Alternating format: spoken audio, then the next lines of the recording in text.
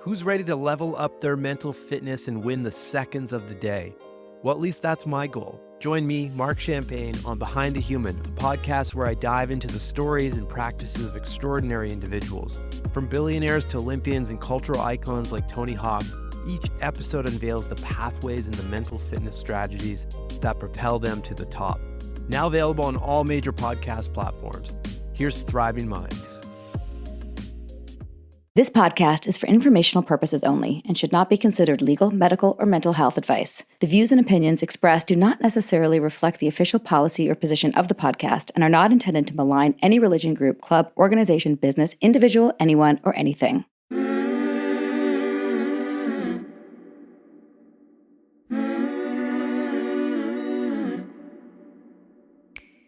I'm Sarah Edmondson. And I'm Anthony Nippy Ames. And this is A Little Bit Culty.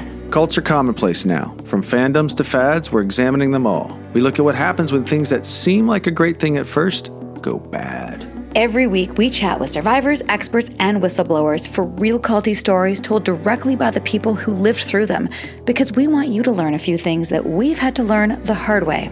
For example, if you think you're too smart to get sucked into something culty, you might be prime recruitment material, and who knows, you could already be in a cult. If you're not aware of your programming, you're probably being programmed, so keep listening to find out. We'll talk about all sorts of topics on the show, but be aware, this podcast might contain stories that could be alarming to some of our listeners, so please check our show notes for more detailed descriptions and take care of yourself. Subscribe to our Patreon for Thursday bonus episodes, Q&A, and all sorts of exclusive content. That's patreon.com/alittlebitculty. Welcome to Season 7 of A Little Bit Culty. Sinking down to the depths of the ocean, hanging on to my love. If I let go of it all, I could leave. Welcome back, everybody, to this week's very special episode of A Little Bit Culty. This is Season 7 and an episode we've been waiting to record for a very long time. Very excited to get going on this one. This is a silver lining for us. Spending time with guests is always an honor, of course, but this is one I've been looking forward to ever since I was connected to Amanda Knox by our mutual friend, Whitney Cummings. Name dropping. Just a little name drop there. Yep. Whitney FaceTimed me with Amanda after she had been roped into accidentally endorsing the case that the loyalists were presenting that Keith Raniere had been framed and that there had been tampering with evidence. And of course, the We Are As You movement. They jumped on the Amanda Knox bandwagon, knowing that she would help them shine a light on the apparent alleged prosecutorial misconduct, which of course has proven to be false. That's how I connected with Amanda Knox. I wasn't super aware of her story when it was breaking because I was in a cult and not really watching any news. And I was somewhat peripheral and didn't know the magnitude of the abuse that went on, which we get into. Regardless, Amanda Knox is really a household name all over the world. She's an activist for criminal justice reform. She's got a hit podcast called Labyrinths, which is stellar. And she's the author of the best-selling memoir, Waiting to be Heard. Super busy. She's got a new book, Free, My Search for Meaning, which is set to be released next year. I think it was March 25th. And she's also a major public figure now. I can't even count the number of movies and documentaries that have been focused on her story. And we watched the Netflix one called Amanda Knox. And we think it's important to watch that documentary, especially if you're not super familiar with the details, because in our interview with Amanda, we really tried our best not to have her repeat the gory details. Correct. Our conversation with Amanda focused on what happened after her story became an international news saga and how that happened as well. We talked about why she merged publicly when she didn't have to and how that decision has affected her life. We touched on many other things, her brief brush with NXIVM as well. That's right, Nippy. We don't want to put her through that again. I know I'm personally sick of telling my story. She must be too. But if you want to fully dive in, the Netflix doc that Nippy just mentioned is a good place to start. Just type in Amanda Knox, the movie. And for those who don't know her very long nightmare, we'll do our very best to give the cliff notes briefly right now. Amanda's from Seattle, and when she was 20 years old, she was studying abroad in Perugia, Italy. That's in the middle of the boot, a couple hours drive north of Rome. After spending the night at her boyfriend's, she returned home to find her roommate, Meredith Kercher, murdered in her dorm room. That's when the nightmare really began. A bumbled police investigation implicated her and her then-boyfriend for murder. While Amanda was behind bars, she became a plaything for tabloids all over the world to mock. They called her Foxy Noxy, making fun of a MySpace handle she made as a teenager in her soccer playing years. They also said she was promiscuous and uncaring and evil and terrible things. All of this went on for many years all over the world before any of the facts were clear. And here are the facts. Amanda was completely innocent. The charges were false. She didn't murder anyone. The DNA evidence proved she wasn't even in the room where the rape and murder took place. And the person who did murder Amanda's roommate was sentenced to 30 years behind bars, but eventually paroled with a sentence of community service. He was released in 2021. Amanda spent 4 long years behind bars for a crime she did not commit. In 2015, Italy's highest court finally exonerated Amanda and her then-boyfriend, Raffaele Solicito. But you don't just get over something like that. No, you don't. So we focused our conversation with Amanda on her life now, her activism, and her journalism, how she's attempted to heal and deal with serious PTSD.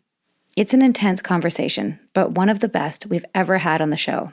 We hope you enjoy it and learn from someone who we both admire immensely. Here's our conversation with Amanda Knox.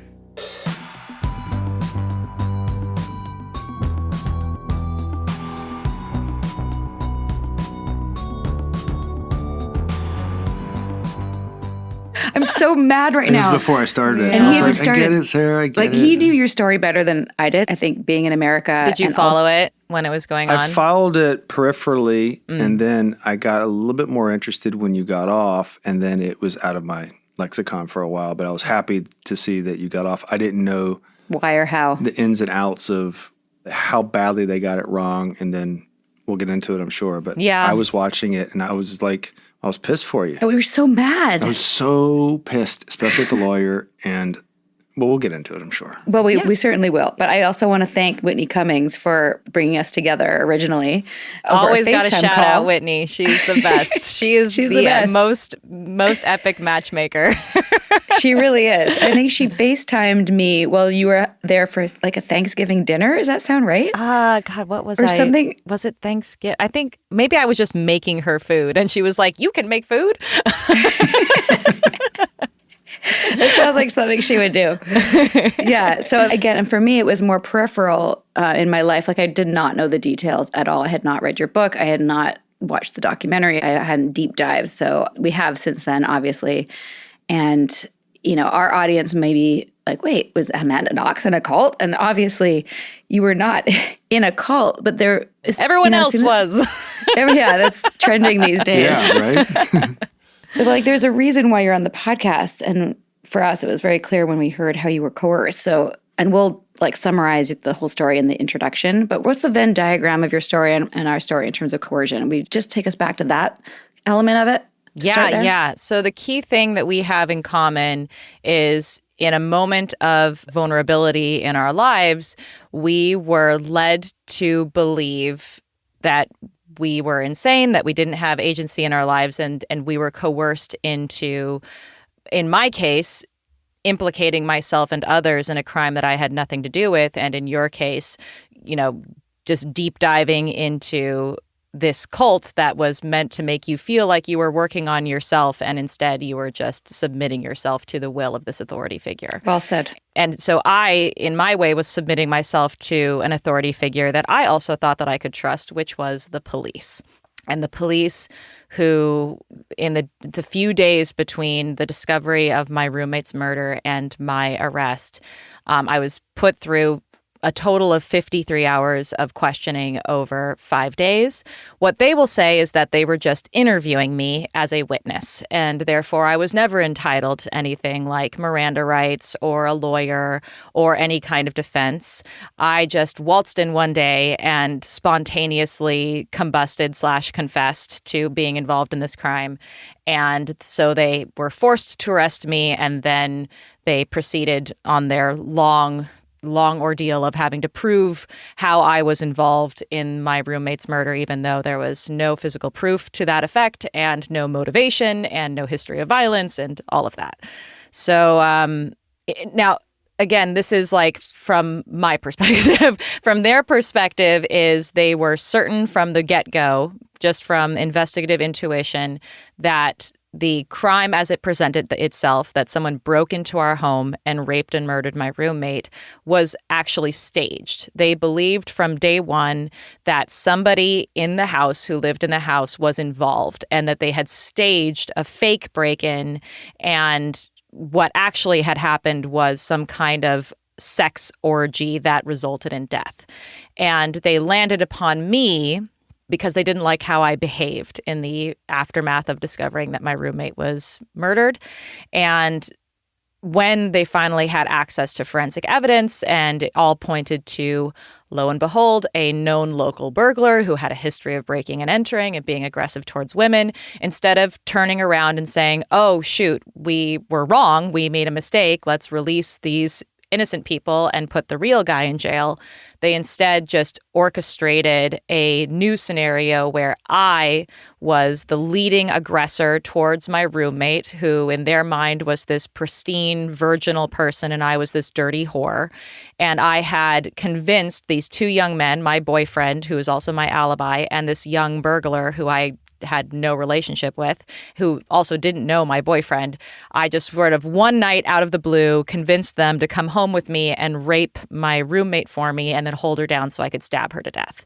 That's their scenario. And yeah, it's... where to begin? What's it like to even say that now? Like 17 years later, I'm sure you're so sick to death of trying to explain this whole shit show to anybody. But like to say that now, like it's so obscene and also just so unlikely. Like it's so obvious what happened. The fact that they spun this thing and then you're in jail for 4 years because of it. Like this is why we're mad on your behalf still. Yeah. And perhaps you're past the anger, but what's it like at this? Check yourself, I don't know. Sarah. I don't know what stage you're at. But I've got contact anger. It's funny. People say that like you go from one stage to another, and I find that like you rediscover grief and you rediscover anger as new things happen in your life, right? Like, so I'm a mother now. That's a new thing in my life, and that has given me a whole new perspective for which to feel mad. Because one, if it were up to them, I never would have been able to be a mother, so my children wouldn't exist. And two, I now as a mother can appreciate what my mother was going through as I was going, imprisoned and on trial and blown up in the media and turned into this like character femme fatale person that didn't exist. So like I can appreciate that on a whole new level, my mom's level of desperation and suffering. And I feel new experiences of anger as a result of that. At the same time, though, like with time, I have really, really come to see how human of a mistake was made. Like it really comes down to like day one, all of the detectives that were involved in this case just all sort of made the decision. And, they were led by the head prosecutor because in Italy, prosecutors actually lead investigations. They aren't separate from detectives and the piece who do the investigation part. Like they are very much involved and are leading the investigation. They were just convinced from day one of something that was not true.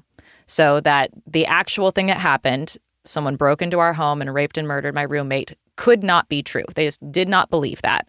And so therefore, all of the logic follows from that false premise. Mm-hmm. If it is true that it was a faked break-in and someone in the house was involved, well, then it makes sense that they then went on these like logical steps and built their house of cards. But the problem is that the initial investigative instinct that they had was wrong.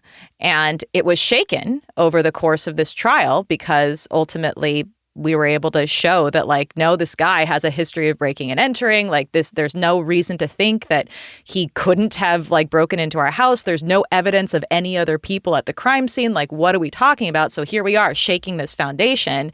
The house of cards tumbles. I get out of prison. But in the meantime, there's this stigma that's left behind. Right. There's this idea that like, well, she was accused of this crime. There's got to be something to that. And so to this day, people think, oh, well, maybe she wasn't involved in the crime itself, but maybe she was there when it happened. And maybe that's why the police got it wrong. Maybe Amanda was there and hiding when the guy, whatever.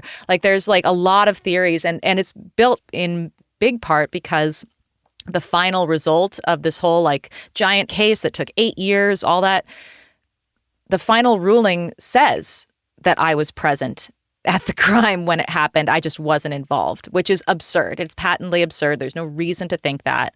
But that's what the final word is on it.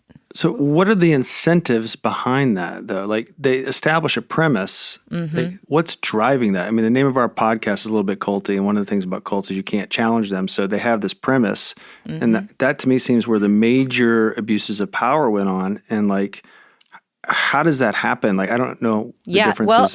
And it comes back to that one sort of experience that we have in common, which is what happened in my interrogation room and what was I coerced into, quote, saying or signing a statement or whatever. I signed statements under duress that said that I was present when this crime occurred and that I heard Meredith screaming. And the final ruling of the case says that the only way that I would know that Meredith was screaming is if I were there. There was no other way for me to have known that Meredith screamed when someone attacked and murdered her.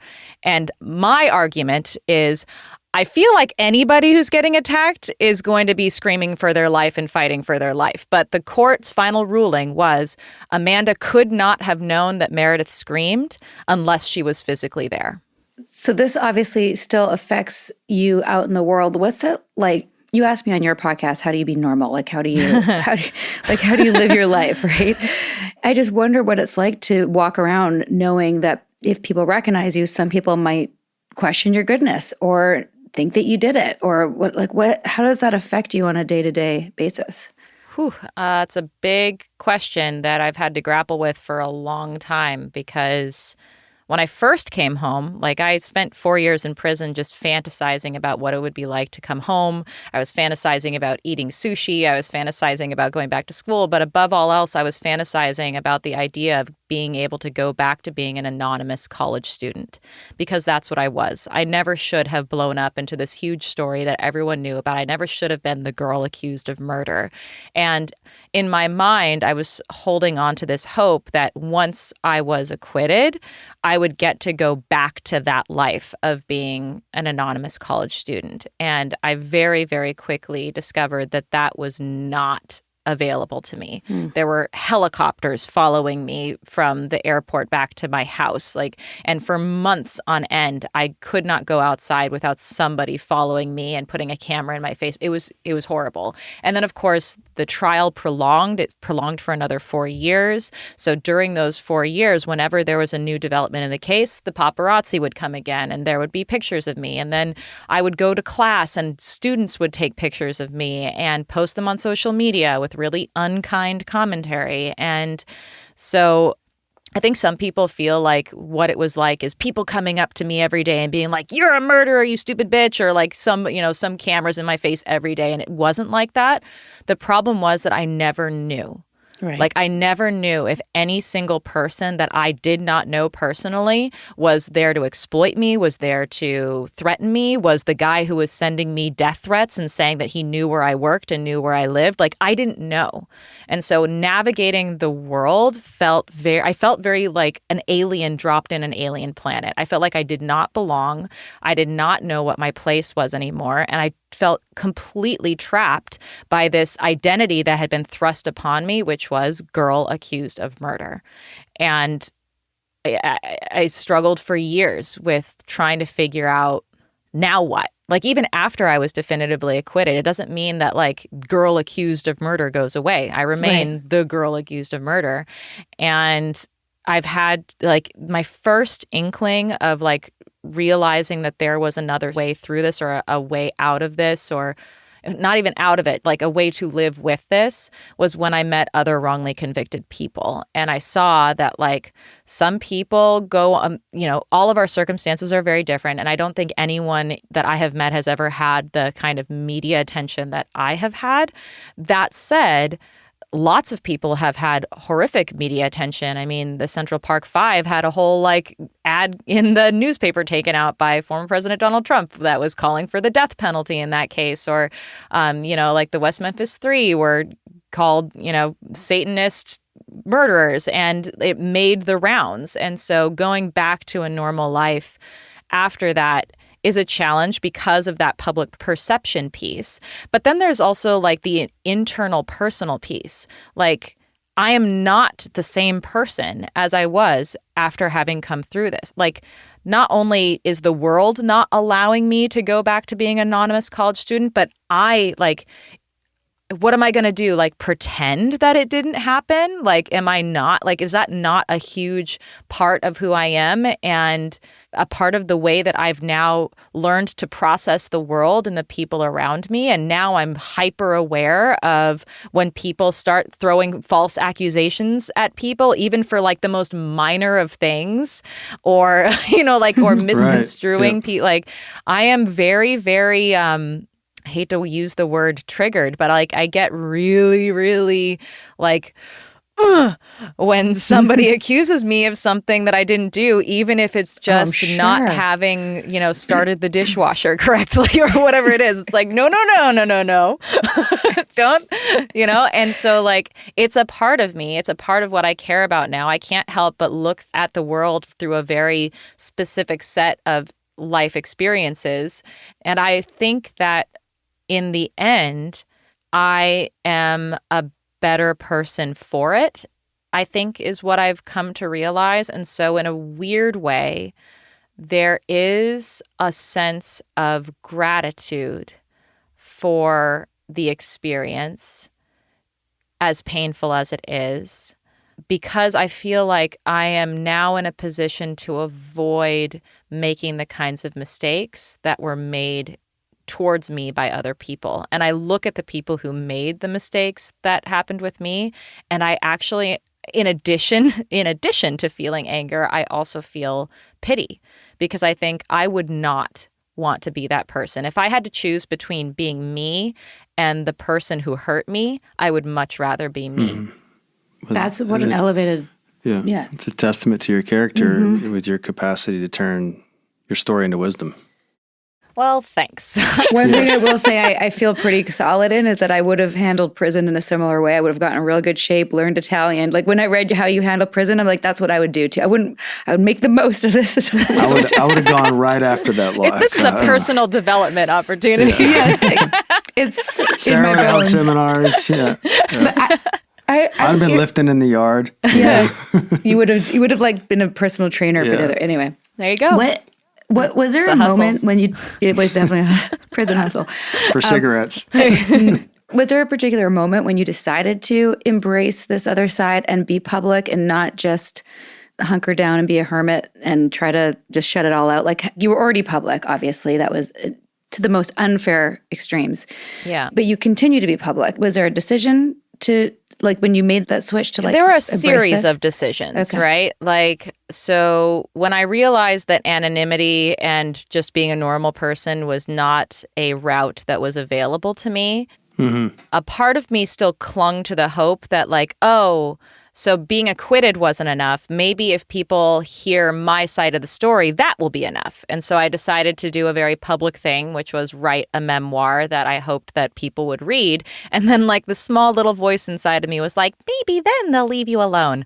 Ha ha ha ha. Not what's going to happen. So I put my memoir out there. I subject myself to the media rigmarole, which is both publicizing a book, but also at the same time defending myself on a public stage, because by the time my book came out, I had been reconvicted. So now all of the journalists who were going to interview me about my, being acquitted of a crime now get to say, did you or did you not murder Meredith Kercher, and put me through yet another sort of interrogation experience and question my sexuality and question my motives and all of that.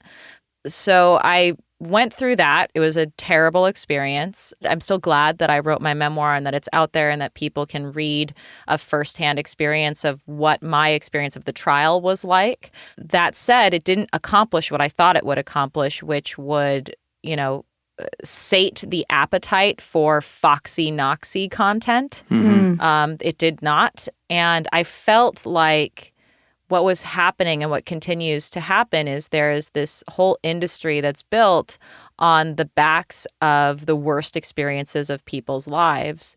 And it really bugged me that, not just in my case, but in other people's cases as well, the people who have the most to lose and who have the most at stake are not the ones who are telling the story or even have a say about how that story is told.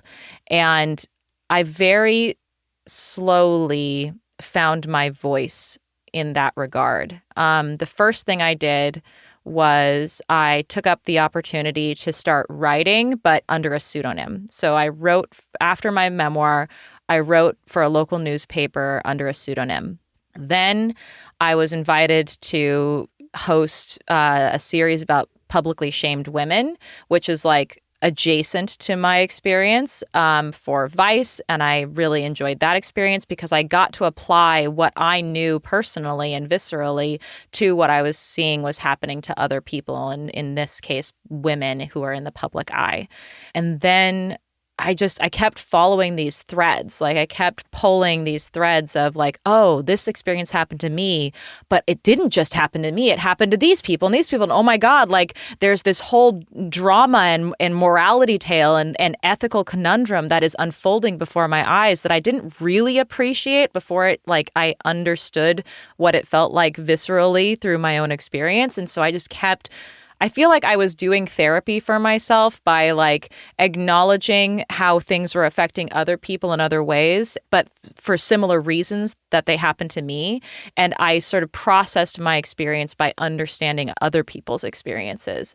Another example was when I started podcasting. The reason I started podcasting wasn't because I woke up one day and was like, you know what, I should have a podcast.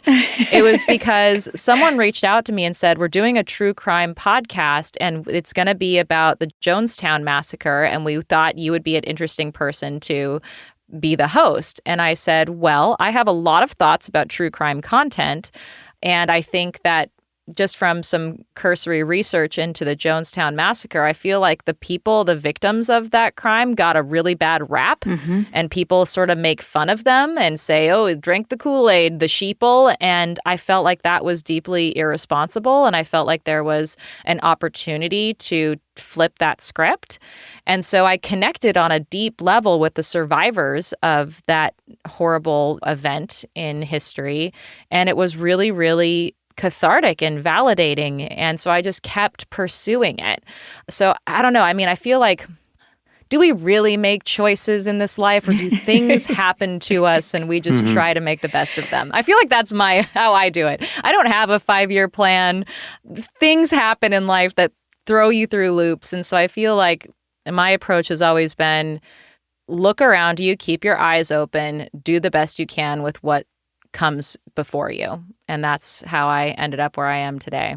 It's kind of a helpless perspective. Hey, Culty listeners. As you probably know, Nippy and I are working on a manuscript for our first book together. And as you probably also know, maintaining control is important to us. That's why we've decided to produce our book with the Self-Publishing Agency, or TSPA.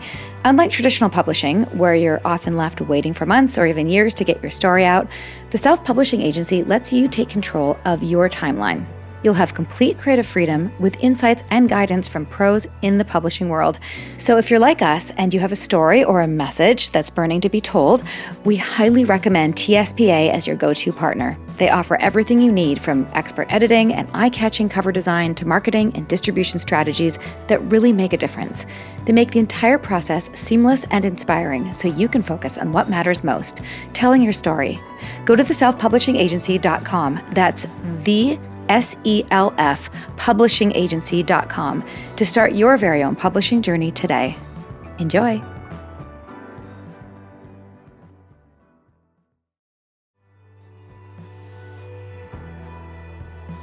This podcast wouldn't exist without our fantastic, supportive, generous patrons. Come find us over on Patreon. We're at patreon.com/a-little-bit-culty. Go there for bonus episodes, exclusive content, and the occasional Zoom with our fan favorites from our past episodes. Subscribe now and join us. That's patreon.com/a-little-bit-culty. And now, a brief message from our Little Bit Culty sponsors. Remember, when you support our sponsors, you support our podcast. It's the most wonderful time of the year. Holidays on the house at DraftKings Casino. With this season's offerings, you'll unwrap everything you wished for, from table games and jackpots to a slot at the top of everyone's list. Jingle bells, power reels. DraftKings is offering a warm welcome to new players with $100 instantly in casino credits with just a $10 wager. Plus, everyone can get in on the action with a holiday reward every week. So sign up with code CULTY because the holiday cheer is here. Only on DraftKings Casino. Gambling problem? Call 1-800-GAMBLER. In Connecticut, help is available for problem gambling. Call 888-789-7777 or visit ccpg.org. Please play responsibly. 21 plus, physically present in Connecticut, Michigan, New Jersey, Pennsylvania, West Virginia only. Void in Ontario. Eligibility restrictions apply. New customers only. Opt-in required. Casino credits are non-withdrawable and expire in 186 hours. Terms at casino.draftkings.com/promos.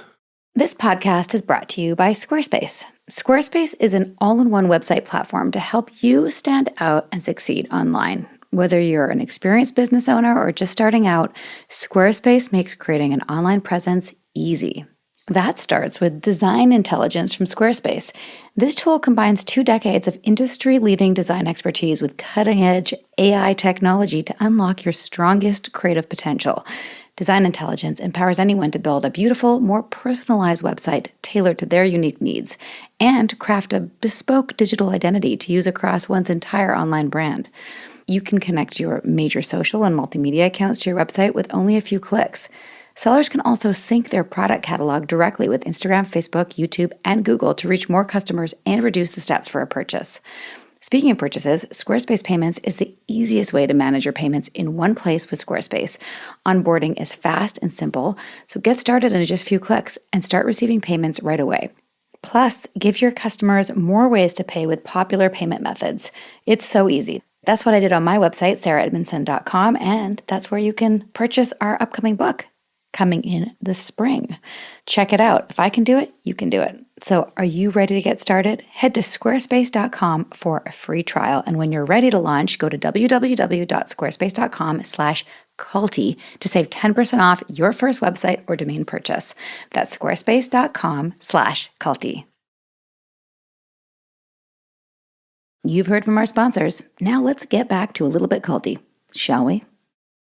The thing that struck me when you were just talking is like, this should be called the Meredith Kercher story and not the Amanda Knox story. Tell me which is about the saddest it. fucking Tell thing about me this whole about thing. it. It's like, Yeah. the sad thing about the story is that, someone lost their life. Mm-hmm. And as a result of that, you lost 4 years of your life. Of the two of us, I was the lucky one, right? Like, I got to finally go home from Italy. We both were at the same, moment of our lives when we, came together in Perugia and rented rooms in the same house together. We both were young and had everything going for us and were a little naive about the world, but also just discovering ourselves. We had everything going for us. It's the happiest time of a person's life that you can live. And of the two of us, I was the one who got to go home. She did not. And even in the immediacy of realizing after trying to decipher a bunch of Italian people screaming that it was Meredith who was dead in her room, my first immediate thought was, oh my God, thank God I'm alive. If I had been home that night, I would have been murdered too. And so the fact does not escape me that I am alive today by luck. I met Raffaele, my co-defendant and boyfriend, 5 days before the crime occurred. So if I had not just happened to meet him, and you know what, even weirder is I went to the classical music concert when I met Raffaele with Meredith. And it just so happened that she had to leave at intermission because she had other plans for the rest of that day. So she went with me, sat next to me, and at intermission, she got up to go and because she had somewhere else to be. And it just so happened that Raffaele came and sat in her spot. Wow. And so, like, the little things that happened that were the reason I'm alive today to even tell the tale do not escape me. And when I personally think about it, and I know that I don't know. I don't know what her family thinks. I know that as far as I know, they still believe that I was somehow involved in the crime and that I've not been forthcoming with what truly happened. But I don't know if their thinking has evolved since then. They have been very quiet about that. The thing that they have complained most about, and justifiably, is that the case about her and the truth about what happened to her got lost in the whole, narrative of what happened in this case. And that's a completely justified response to what happened. Mm-hmm. I feel like the way I think about us is we are two sides of the same coin.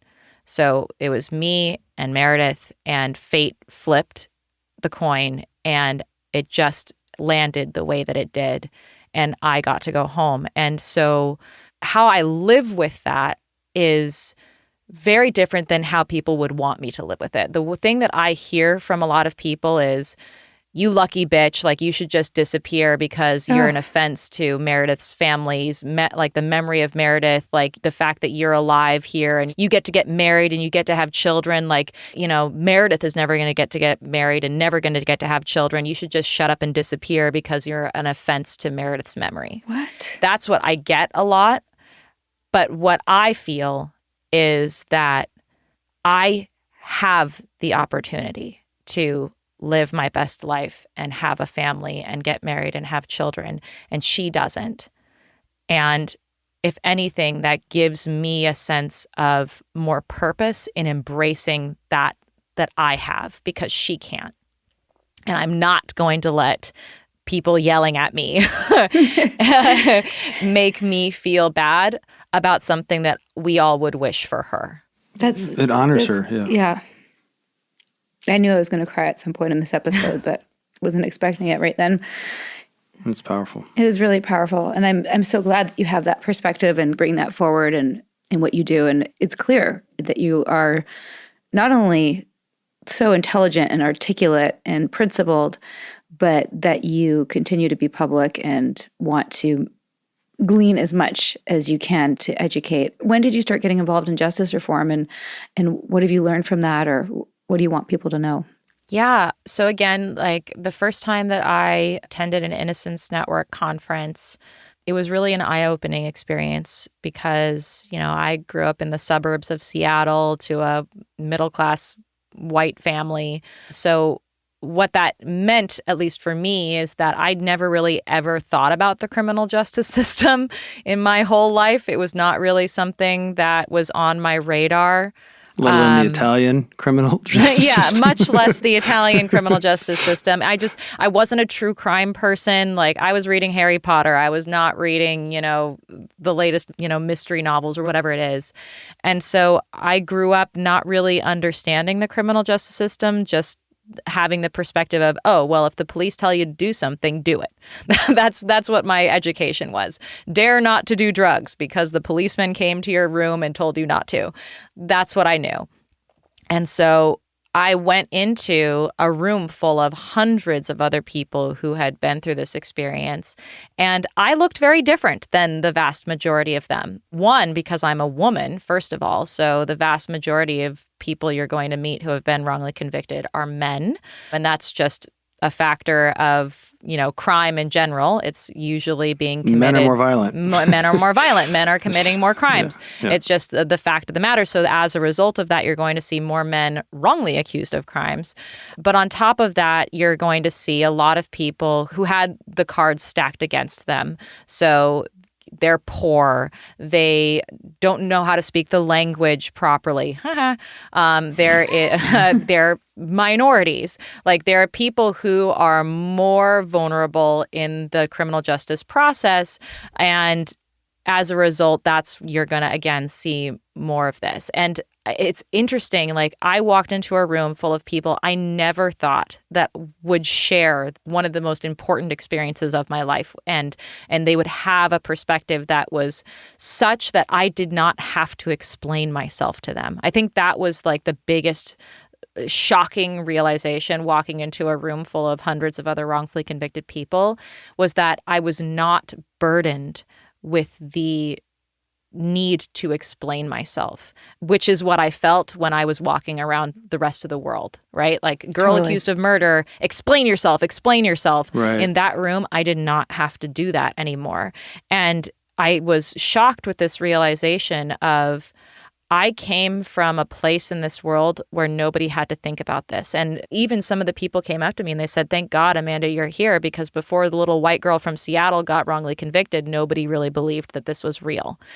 And it gave me, like, here I am in this room full of people who really know that this is a real problem, and they're trying to find solutions, and they're trying to change laws to make it so that things are more transparent, or that it's easier to bring new evidence to light, like all of these kinds of things. So it struck me that, oh my God, this is not just this like niche thing that nobody knows about. Like, people know about this. It's just not everybody knows about this. There's a room full of hundreds of people who know everything about this, and then there's the rest of us.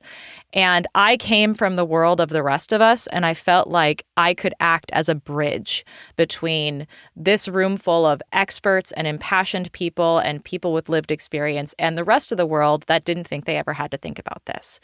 And that has become a very fulfilling way for me to process this experience, is sharing it and making it understood that not only are we all actually vulnerable to this experience, if it happened to me, it can happen to anyone, but also that we all are implicated in it.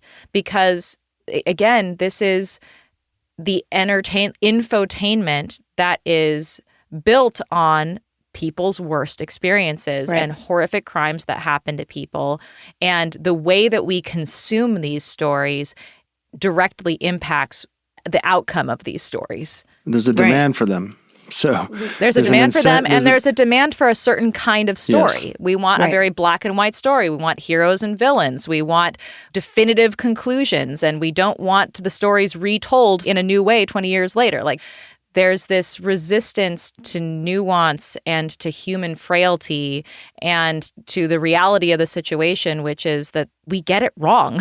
And We get it wrong, and it's people. Like, I was struck with that with watching the Netflix doc, and it's why I messaged you. Are we happy? Do we like it? Because I know sometimes they do get it wrong. Like Docutainment Sarma from Bad Vegan was somebody we had on and has also become a friend, and they didn't portray her right, in our opinion, based on what we know. They left it as maybe she did do something. That is the whole, like, so that is the true crime, like, morality tale that they tell. The end is maybe she did, maybe she didn't. We'll never know. Yeah. and that's just like so annoying. It's so annoying. And and we do forget that they're people. Like, I remember I'd read your book first, and then I watched the documentary. And when the first time Raphael came on screen, I started to cry. I was like, oh my God, that's what he looks like. He's a person. He's a person, not a character. Yeah. Like, what's your experience of the media now? Yeah, well, a healthy dose of skepticism is really important, and not just for the media that automatically you go, oh, like, if people are just being like, death penalty, this guy, I'm obviously like very skeptical from the get-go because it's that message. But also, I have to be skeptical of the kinds of news that comes to me that I tend to subconsciously or consciously like to hear. Yes. And I've learned this because I have been burned. I wrote a big Atlantic article piece about how I advocated for this guy named Jens Zuring, who I believed was innocent based upon expert DNA witness testimony. And it wasn't until years later that I was able to speak with other DNA expert testimony people who called foul on how the DNA had been misconstrued by some of Jens's advocates. And I was so embarrassed because I had made the very mistake. Here I am, like trying not to make the mistakes that had happened to me. Yep. I am making the very mistakes because I liked the story of him being innocent. And I didn't want, so I had to reckon with how I am also capable of making those mistakes. And so I have to approach with skepticism things that come my way, which is hard as an advocate because sometimes people bring something to you that's very urgent and that they're just trying to raise awareness because there's a deadline. In a lot of cases, it's like with a death penalty case, but it doesn't give you enough time to really like do the due diligence and the research. And so like you have to like take a step back and take your time, like make sure that you take your time to do your due diligence. And that's hard in a day and age where we're all busy, yet we all care, and we are tempted by easy answers and easy ways to engage that don't really ground themselves in the complicated messiness of reality. The other way we connected over the past few years was that somebody tried to rope you into helping Keith Raniere and his wrongful conviction. Can you tell us that story? So I was messaged by Nikki Klein back when that was all big in the news, and she reached out to me. I didn't actually know anything really about NXIVM. Believe it or not, I'm not a true crime person. So just when I'm, casually during my day, I'm not just looking up new true crime stories. Or sex cult. Or sex cults. Yeah. Yeah, it's not my bag, baby. But fair. Nor mine. Until it was. Until it was, and now here you are. Yeah. So it came a little bit out of the blue. And what I was told was that there is this secret group within NXIVM, but it's all consenting adults and the media is being hysterical about it. And they're just wanting to like pin something on this guy because he's such a charismatic figure, blah, blah, blah. But like, here's the cincher. We have proof that the prosecution has committed misconduct. And I was like, interesting. Okay. I'd be curious to know more about this misconduct that the prosecution has reportedly done.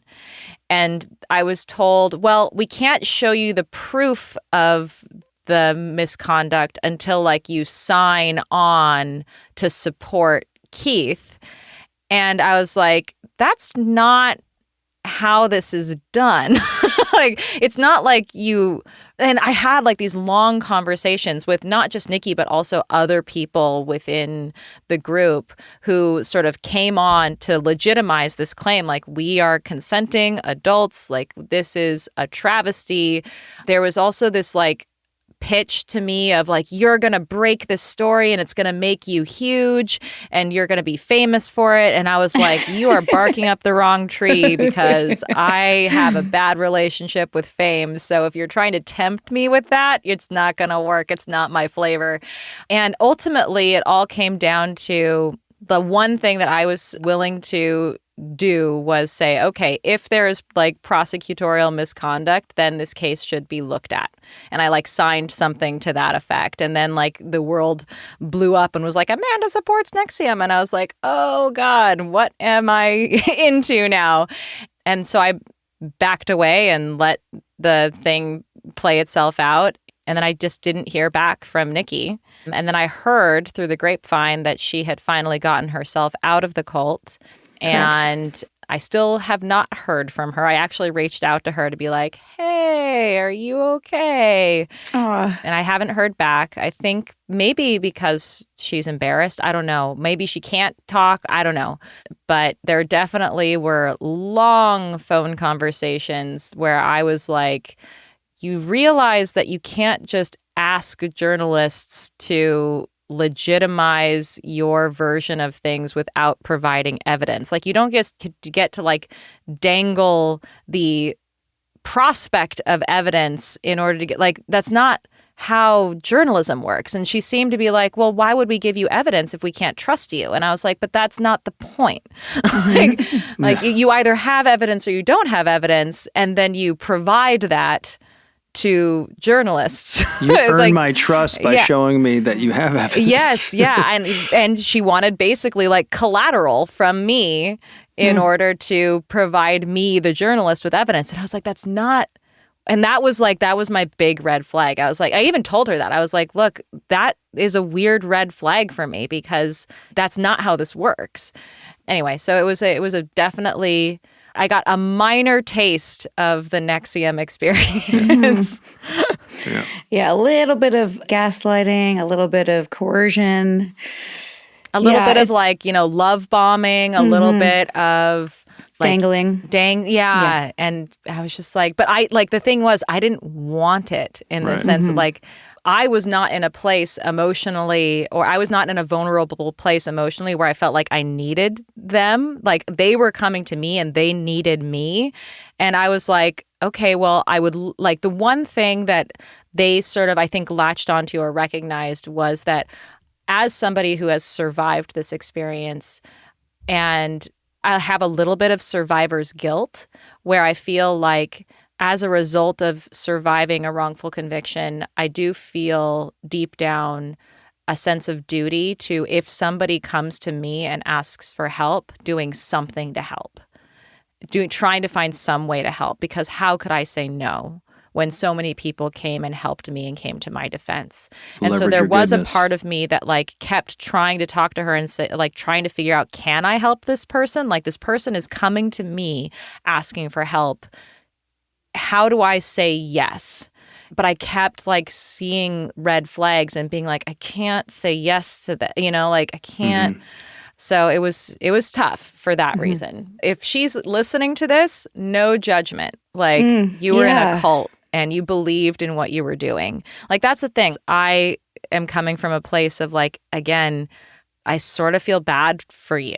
And like, I do not feel any bad feelings towards Nikki Klein or any of the other people who talked to me over the course of that. Like, I just hope that they're okay and that they're out of the bad situation that they were in that brainwashed them into thinking that they were doing the right thing by trying to brainwash me. For more context on what brought us here, check out my memoir. It's called Scarred, the true story of how I escaped NXIVM, the cult that bound my life. I narrate the audio version, and it's also available on Amazon, Audible, and at most bookstores. And now, a brief message from our Little Bit Culty sponsors. And remember, when you support our sponsors, you're supporting this podcast.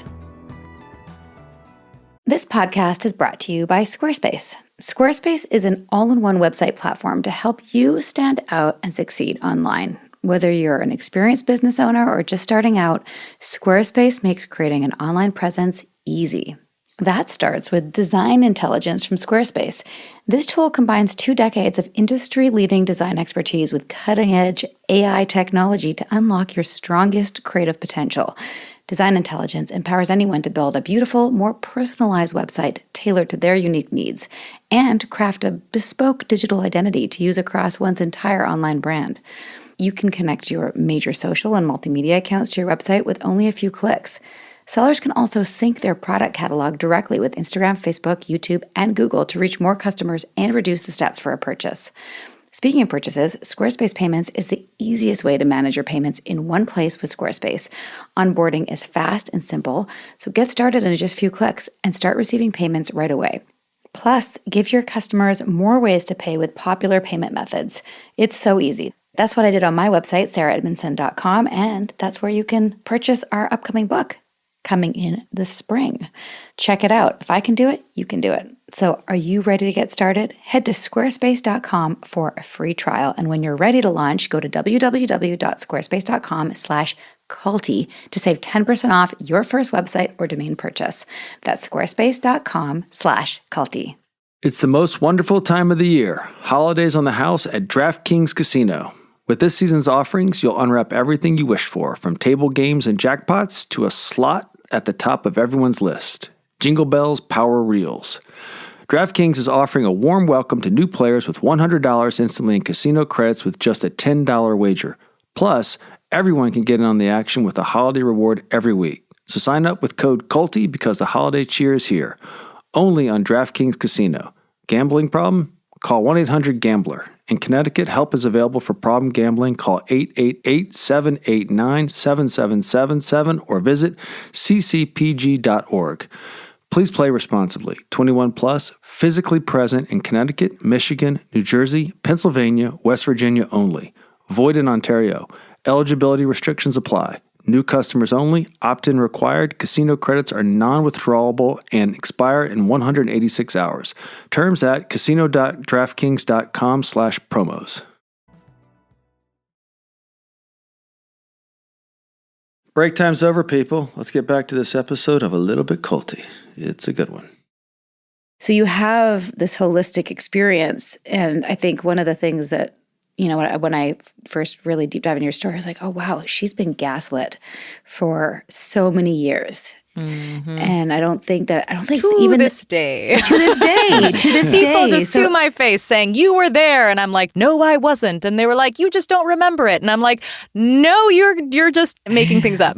Like, is it any better now that it's become a more understood term, or that people understand gaslighting, but also false confessions? Like, what was it like in the moment where you realized that you were a victim of a false confession? That's the proper term, right? Yes. Yeah. Okay. False confession or false admission. Yeah. So I knew nothing about interrogation techniques, and the coercive things that happen in interrogation rooms between people who are either suspected or, in my case, they were suspected that I was involved. They didn't actually have a definitive. I don't think at the very beginning they thought that I was the murderer. I think they thought I knew who the murderer was or was covering up for the murderer. And so and this is another way that they say I wasn't entitled to an attorney, was they said, we weren't accusing you of murdering her. We were just accusing you of covering up for the murder. And it's like, that's still a crime. So you're still accusing me of a crime. Anyway, so what happens in interrogation rooms that lead to wrongful convictions is the biggest thing that I care about as an advocate. And in fact, on Labyrinths, we're right now doing a really big deep dive into what's going on in interrogation rooms and what we can do about it for an upcoming miniseries on false confessions. That's great. Because it's the gaslighting. It's the worst part of my experience was not, having to stand there when the jury read the verdict and said, you're guilty, you're sentenced to 28.5 years in prison. That was not my worst day. My worst day was sitting in that interrogation room and being made to feel absolutely crazy and being slowly worked on and yelled at and slapped and made to think that my memories of my life and my true memories were not real, that I had repressed my real memories, and that I just had to go along with what the police said when they lied to me. Like, I did not know the police could lie to you. I did not know so much of what I know now. And all of these things are avoidable, right? Like, I don't think we can avoid investigators having hunches about cases that end up being wrong, right? Like, the fact that the investigators in my case thought from day one that someone in the house was involved because they just did not believe the break-in scenario, that I can't control. That's just like a human nature. They were trained investigators, they were doing their job. They were wrong. They had a hunch and it was wrong. There's nothing I can do about that. What you can do something about is changing the way we talk to people when they are in police custody. You can change the way that and make it harder for police officers to coerce innocent people into implicating themselves and others in crimes that they didn't commit by using the methods that so far are condoned and legal. Isolation, withholding food and water, withholding bathrooms, keeping you up at night, all of these things, which are coercive methods. Lying, the hugest one, lying, telling you that, painting a false reality around you and making you try to grapple with that false reality in a logical way, and ultimately forcing you down this hole that, again, implicates yourself or others. And once you come out of it, you feel dazed and confused. And by then it's too late, because once there's a confession, the jury Like, you can point out how coercive it was all you want. People just do not believe that they would implicate themselves or others in a crime if they didn't do it, if they were innocent. And I think that is turning around a little bit because people are calling it what it is, gaslighting. And it is something that we've all experienced, unfortunately, I think to greater or lesser degrees in our lives. Somebody has lied to our face and made us feel a little crazy at some point. And what is horrible is that is also institutionalized in our police force. And it doesn't need to be. You don't need to gaslight people in order to fight crime. Sorry to say, you don't. And so that's my biggest point of advocacy that I feel like is a very doable, common sense change that we can make that would save so many people and save all of us the trouble of having to pay for these expensive trials of innocent people that we don't need to have happen. So I have two questions after watching. Well, not two questions. I have problem with the two people, the media, which I think is the perpetrator and in a lot of ways needs to be addressed with what's going on everywhere in the world right now. I think without the media, I think a lot of the problems would go away. And Mignini?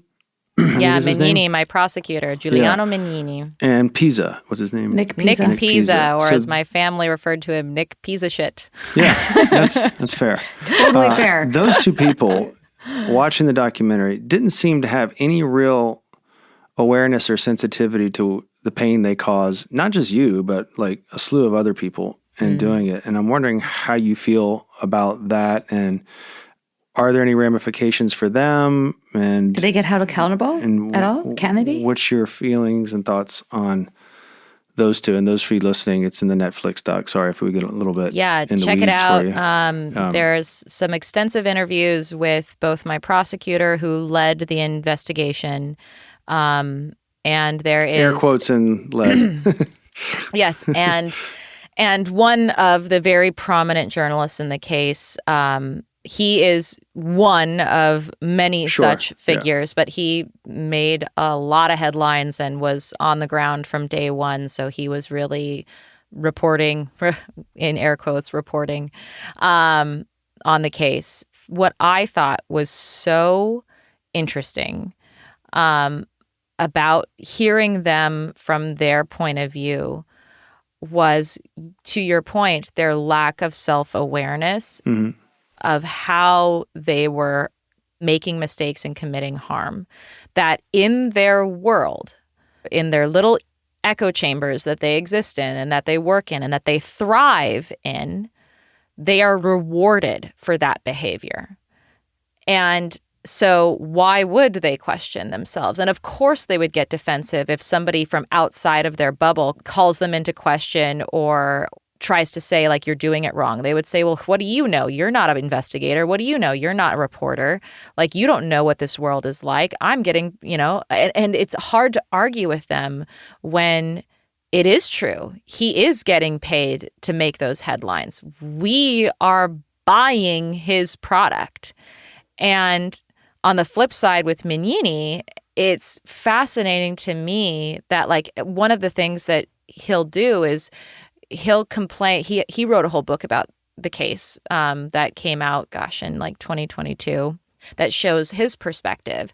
And he complains a lot about the media because it was criticizing him.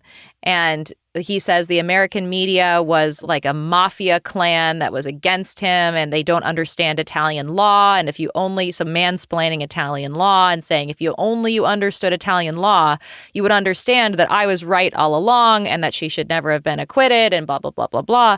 And again, it's like, because you are so entrenched in your perspective, you cannot be wrong. And that, I think, it doesn't take an evil person for that to be the case. It does not take, even a corrupt person necessarily. It's a person who is working within a system that is broken and is broken in particular ways that lead to these outcomes. And so I look at a figure like Giuliano Mignini and Nick Pisa, who are greatly lacking in a certain kind of self-awareness that would actually question it because their identities are wrapped up in their belief systems about who they are and what they do. And so they cannot be as wrong as they were from their perspective. And they're paid for it. It was actually pretty remarkable, especially with Nick Pisa, the way that he was speaking, because I couldn't believe it. He was so I could not believe he was it. so not self-aware. It was kind of like an accidental gift to show how Vapid. you said broken, vapid, sensational, wrong. Like he was just enjoying it. Like He was like, what more could you ask for in a story? And I was like, are you fucking kidding me? these are people. Yeah, and yet for him, they're headlines and their stories and their characters, and he's just doing what he's paid and rewarded to do.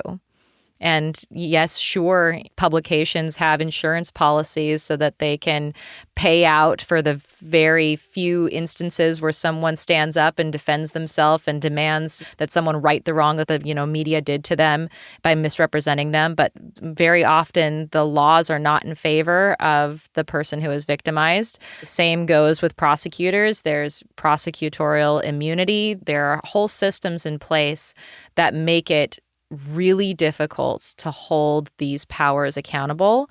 And really, like, the job of the media is to hold the legal side of the situation accountable. And in this case, it just utterly failed because it's that is it's the media's incentives. job. Yeah, it is. Like By definition. It is by definition, that's their job. However, the incentive structures that are now the basis, the foundation of media, which is get as much attention as possible, is not compatible with get it right. No. I can remember, and this is as political as I'm going to get, I can remember in 2016 or whenever Trump was coming into his reign of terror in the media, and he was doing one of his, I call them forums, but he was doing one of his rallies, whatever you want to call it, and he stops. And he looks at the media and he goes, CNN's here. He goes, you love me, don't you? Ugh, ew. He goes, ratings are great for you, aren't they? Yeah. He goes, you can't keep your cameras off me. It was like he knew the incentives. Yeah. He knew that what you're going for is the ratings. I'm the guy that's going to give you those ratings. You can't turn me off and you can't hold me accountable either. Yeah. That He was the very right about psychology. that. Well, he was right about that. And he was overt. And he's like, you can't stop it. He's like, you can't stop your obsession because it means that you have to stop the machine from doing what it's doing. And that's kind of what I think the power he knew that he held. Yeah. And I remember seeing that and going, oh my God, he's right. Yeah. It's both really gross and really right. And really right. And I was like, oh, so what that does is it draws everyone into that game because it's game theory. Mm-hmm. It's game theory at that point. It's kind of like when steroids came into baseball. If you wanted to play baseball and be good, you had to do steroids. If you want to compete with Donald Trump, you got to get in the pigsty with him. Yep. And everyone's done it. Yep. Yeah, he chose the one venue where nobody can take their eyes off him, which is politics, because politics is, by definition, the public interest. And so, like, you can't not have a camera on him. And any media that tries to hold him accountable just gets, it's not popular. Nope. And it's hard because, like, he's really good at finding ways of pushing against norms without breaking overt laws. Well, there's truth to some of the things that he's saying, too. And I think that's where the layman's susceptible. They're like, well, he's caught the voice of the layman and he'll just ride that. Mm-hmm. Well, I imagine that's something that a cult would do, too, is for sure. they will, like, put little truths within a bigger lie. Yes. Right? Wasn't Jim Jones, since you probably researched him more than we have, he was really good at doing that. Yes. And really, like, baiting people's race fears, especially. Fears that there was going to be a whole new Holocaust that was going to happen in the U.S., and that's why we have to go down to frickin' South America to protect ourselves and our children. Like, all of that was... But he leveraged the black community pretty successfully, I think. Very successfully. Yeah. And he did so by doing some things that were technically honorable. Like, he was one of the first people to actually adopt a non-white kid. Like, he was one of the first people who, like, had a ethnic family. And people saw that as like the future and as enlightened. And if he hadn't gone on to become a cult guy who murdered everyone who followed him, like maybe we would be celebrating him as like a civil rights person. Like that's what's nuts. Has anybody, I'm sure not Mignini or Nick Pisa, but has anyone reached out and apologized for misrepresenting you or, Great question. No one's or- ever reached out. No. I have reached out and been in correspondence for years now with my prosecutor. Wow. Yeah, I can't speak about that a lot right now, but I do have a book coming out next March that's going to Great get segue. all into that. It's called Free. So if you What are can you tell interested us? about that, sorry? What can you tell us about your new book? So Free is coming out on March 25th, and it is all about the sort of now what question. It was the memoir that I could not have written at the time that I wrote my previous memoir, which was really like just defending myself on a huge stage. This is an actual like memoir of how am I answering that now what question? How do I process this experience? How do I find my place in the world again? And one of the answers to that was this journey that I went on to develop a relationship and to try to understand the man who had me arrested and accused me of a crime that I did not commit. I know when we spoke on your pod, I said something and you said, I can't talk about it yet. So we'll cut this out if you still can't talk about it. But you're like, I've been burned again. Was that in regards to him? Oh, so there is yet another example of how I was burned by someone who I thought was an innocent person who was actually a guilty person. Again, in my new book. Okay.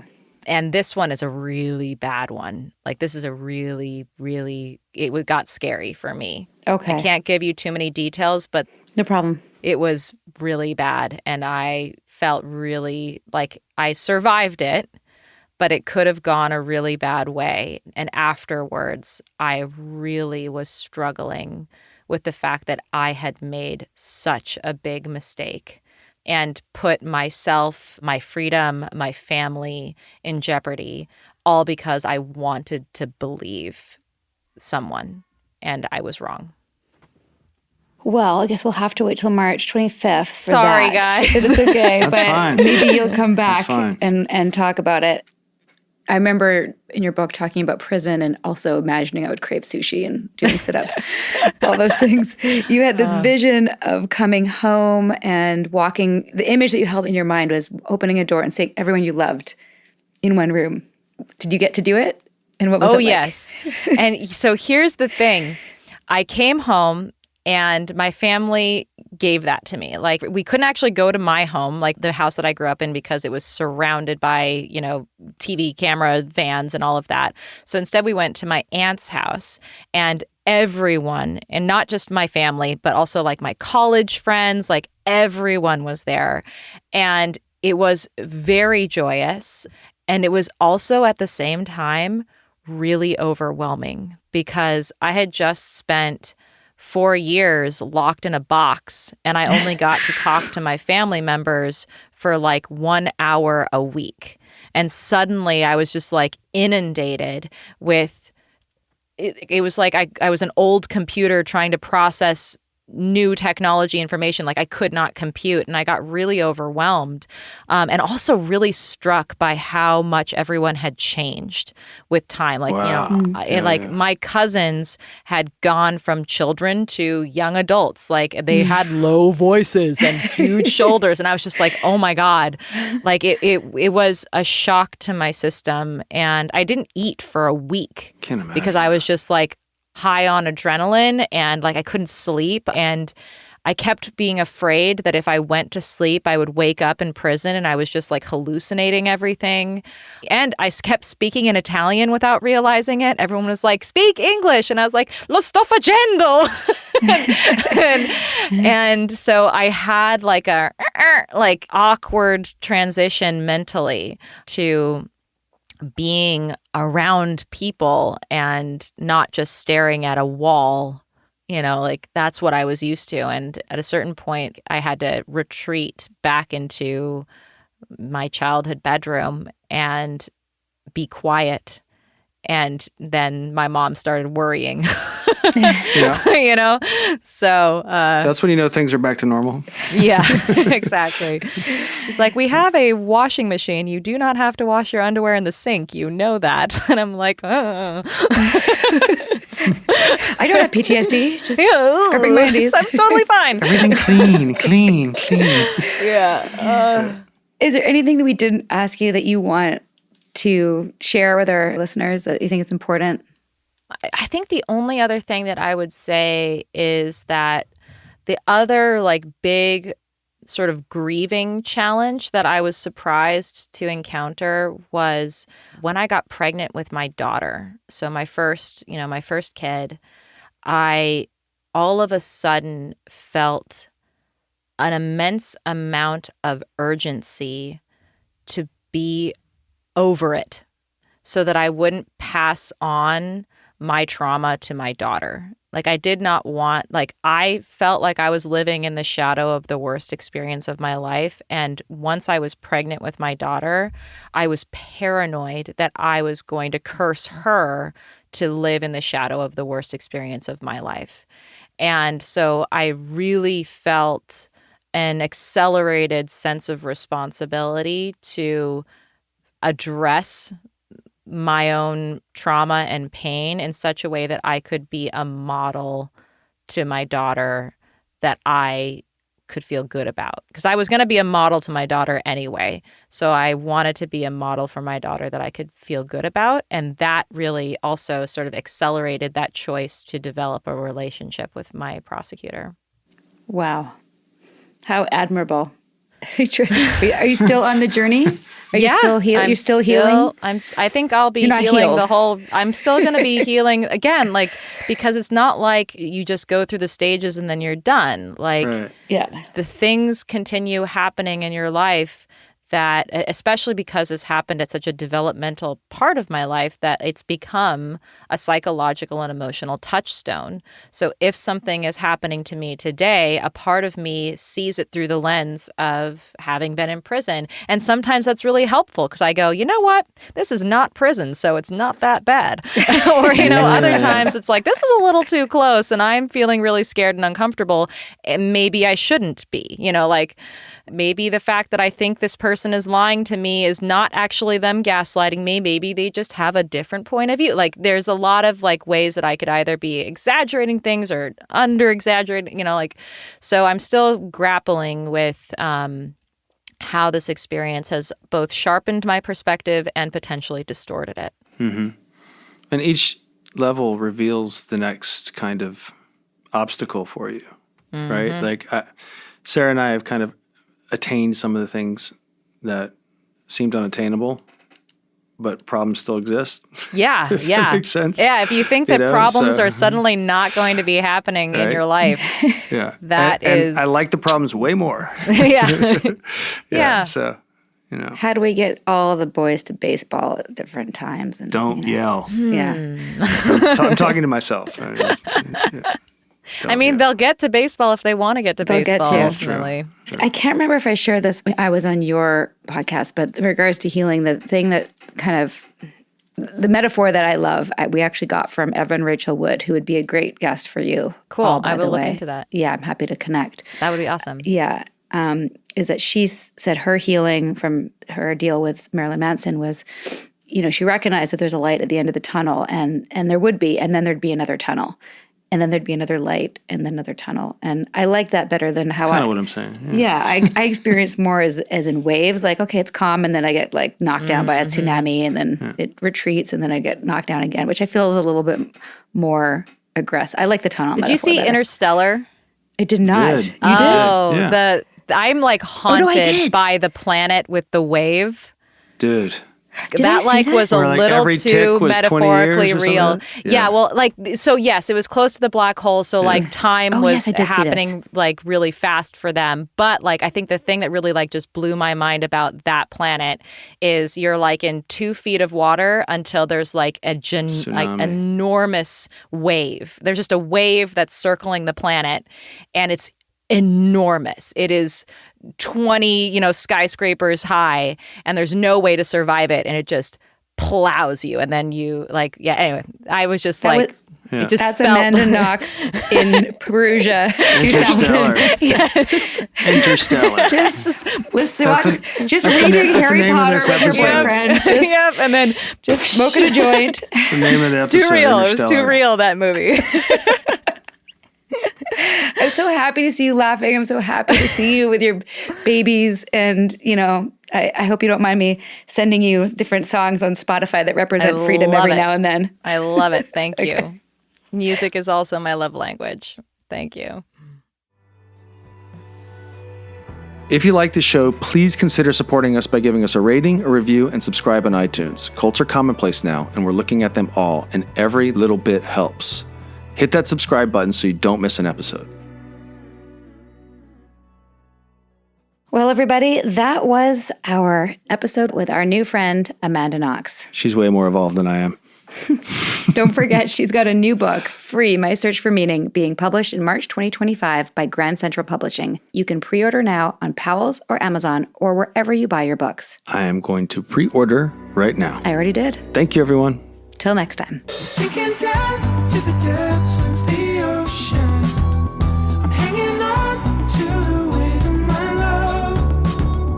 If I let go of it all, I could leave, but I know I won't. A Little Bit Culty is a Trace 120 production, executive produced by Sarah Edmondson and Anthony Nippy Ames, in collaboration with Amphibian Media. Our co-creator is Jess Temple Tardy, audio engineering by Red Cayman Studios, and our writing and research is done by Emma Deal and Kristen Reeder. Our theme song, Cultivated, is by the artists John Bryant and Nigel Aslin.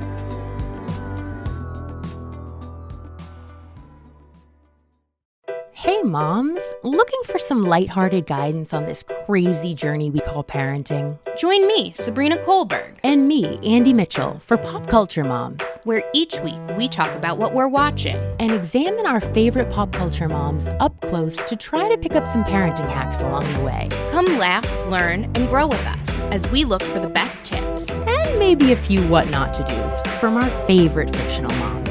From Good Morning America and ABC Audio. Pop Culture Moms. Find it wherever you get your podcasts. In the dry states of the Southwest, there's a group that's been denied a basic human right. In the Navajo Nation today, a third of our households don't have running water. But that's not something they chose for themselves. Can the Navajo people reclaim their right to water and contend with the government's legacy of control and neglect? Our water, our future, our water, our future. That's in the next season of Reclaimed, the lifeblood of Navajo Nation. Listen now wherever you get your podcasts.